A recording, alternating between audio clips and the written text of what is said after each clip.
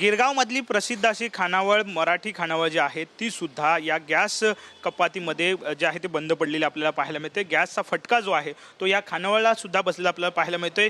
गेली काही दिवस ही खानावळ जी आहे ती बंद आता ठेवण्याचा निर्णय सगळ्या हॉटेल चे व्यावसायिक आहेत किंवा मालक जे आहेत त्यांनी घेतलेला आपल्याला पाहायला मिळतोय। सकाळपासूनच ही खानावळ जी आहे ती बंद असलेली आपल्याला दिसून येते आणि त्याचं कारण आहे की गॅसचे सिलेंडर जो आहे तो मिळत नाही आणि त्यामुळेच हा फटका जो आहे या मराठमोळ्या खानावळला सुद्धा बसलेला पाहायला मिळतोय। गिरगावमध्ये गेल्या अनेक वर्षापासूनची ही खानावळ जी आहे ती या ठिकाणी आहे आणि तिला सुद्धा हा फटका बसलेला आहे।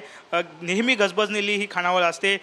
संपूर्ण खाद्यपदार्थ मागण्यासाठी ग्राहक जे आहेत ते या ठिकाणी येतात, परंतु आज मात्र ही खानावळ बंद असली आपल्याला पाहायला मिळते आणि सिलेंडरचे गॅस सिलेंडर नसल्यामुळे संपूर्ण खानावळ बंद ठेवण्याचा निर्णय जो आहे तो साहजिकच या खानावळ मालकांना घ्यावा लागला। कारण सिलेंडर नसल्यामुळे खाद्यपदार्थ तयार कसे करायचा हा प्रश्न मोठा गंभीर त्यांच्यासमोर उभा राहिलेला आपल्याला पाहायला मिळतोय। असाच मुंबईतल्या अनेक जे हॉटेल व्यावसायिक आहेत त्यांना याचा फटका जो आहे तो बसतोय। साहजिकच यामुळे यांचा व्यवसायावरती सुद्धा परिणाम झालेला आहे। ताई आपल्यासोबत आहे। ताई, किती दिवसापासून हा बंद केली आहे तुम्ही खानावळ? शुक्रवारपासून बंद केली आहे खानावळ। नमस्कार। शुक्रवारपासून आम्ही खानावळ बंद केली आहे। गॅस एजन्सीमध्ये आम्ही रोज फोन करून विचारतो की कमर्शियल सिलेंडर आला आहे का, पण तिथून आम्हाला नाही असंच उत्तर मिळतं आहे। आमचे 2 सिलेंडर होते, दोन्ही सिलेंडर संपलेले आहेत। किती वेळ चालतो हॉटेल तुमचं? ही खानावळ किती वेळ चालते? किती गर्दी असते? खानावळ सकाळी 11 ते दुपारी 3:30, संध्याकाळी 7 ते रात्री 11 पर्यंत चालते। शाकाहारी मांसाहारी खाण्यासाठी भरपूर इथे माणसं येतात, पार्सल नेतात। स्टुडंट्स आहेत जे इथे स्टडीसाठी येतात, बाहेरून आलेले असतात, जे मेस म्हणून इथे येतात। रोज जेवण्यासाठी म्हणजे शाकाहारी मांसाहारी खाण्यासाठी येतात, पण आज त्यांचीसुद्धा परिस्थिती खराब आहे खानावळ बंद असल्यामुळे। तुमचं ही खानावळ आहे 60 वर्षापूर्वीची खानावळ आहे। माझे वडील आधी चालवायचे, आता माझे वडील नाही आहेत, तर मी आणि माझी बहीण मिळून आम्ही खानावळ सुरू ठेवलेली आहे। पण कधी अशी वेळ आली होती का एवढा दिवस बंद ठेवायची? नाही, अजिबात नाही। हे पहिल्यांदाच आम्ही पाहतोय असं सिलेंडर नसल्यामुळे खानावळ बंद। किती फटका बसला तुमच्या या सगळ्या व्यवसायाला?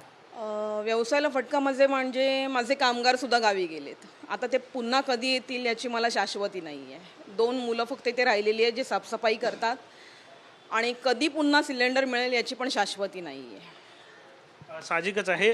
गिरगावमधली ही स्थिती आहे का? सगळ्या हॉटेल्स बंद आहेत, अनेक जण वेगवेगळ्या पर्याय निवडतात, काय स्थिती आहे गिरगावमध्ये? गिरगावमध्ये जी नॉनव्हेजची हॉटेल्स आहेत ती इकडे सगळी आपल्याला बंद झालेली पाहायला मिळतात।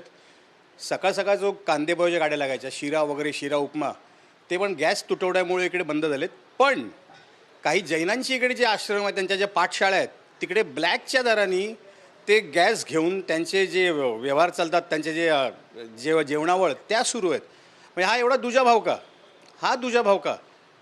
ज्यांना निवडून दिलं ही आता आम्ही आमच्या कर्माची फळं भोगतोय की काय? आता जी पाश्चात्य संस्कृती होती, तुम्ही आता ॲडव्हान्समध्ये गेलात, गॅस आणलं, सिलेंडर वगैरे वगैरे झालं, ठीक आहे। आता परत तुम्ही आम्हाला काय 70-80 एकदम युष्मकालीन त्या जगात नेऊन परत आता चुली पेटवा, परत कोळशाच्या शेगड्या, काय चाललं आहे काय तुमचं? आम्ही खरोखर या गोष्टी निषेध करतो। साहजिकच आहे। निषेध जो आहे तो गिरगावकरांकडून सुद्धा व्यक्त केला जातो, कारण गॅसचा तुटवडा जो आहे तो मोठ्या प्रमाणात आहे। ही मराठी खानवळ आहे, गेली 60 वर्ष ही चालू होती, परंतु आता मात्र ही 60 वर्षानंतर पहिल्यांदा हिला बंद करण्याची वेळ जी आहे ती या खानावळीवरती आलेली आपल्याला पाहायला मिळते। त्यामुळे मोठं नुकसान जे आहे ते या खानावळ मालक जे आहेत त्यांना सहन करावं लागतंय। कॅमेरामन नरसिंगसोबत विनायक डावरू, TV9 मराठी, मुंबई।